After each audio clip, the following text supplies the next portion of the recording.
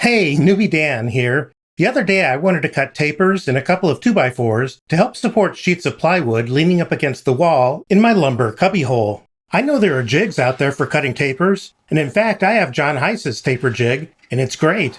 But it's not long enough to handle 48-inch stock. I could build a longer one, but then I'd have to store it somewhere. Here's a quick and easy alternative. So the goal was to cut identical tapers in two 48-inch long 2x4s on a table saw that's about 21.5 inches. So obviously, I want to run my 2x4s across the blade at an angle. I went to my local Home Depot and got this 1x6 pine board from the cutoff bin for around $2. The board will run along the rip fence, and the 2x4 will be attached to the board. So I cut the board to 48 inches, and I laid the 2x4 on it flush against one edge. Then I made some marks at both ends. I wanted one end of the 2x4 angled about 2 inches, so I made a mark 2 inches in from the first mark. Then I attached the 2x4 to the board. If you don't want to damage your stock, then screw it down through the cutoff portion, or use some good double-sided tape that won't let the board come off by accident.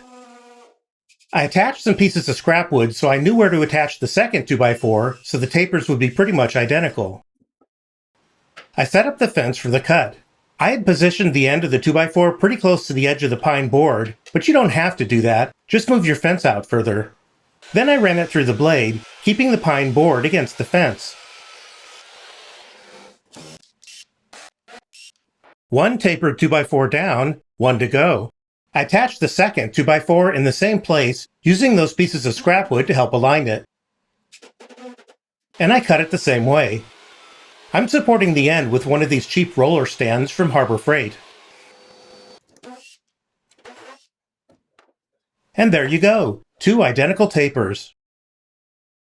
I could talk more to make this a longer video, but there's really no point. So I'll just say that if you like this video, please give it a thumbs up and consider leaving a comment. Check out the description for links to products seen in this video. Just scroll down, click Show More, and scroll down until you see the links.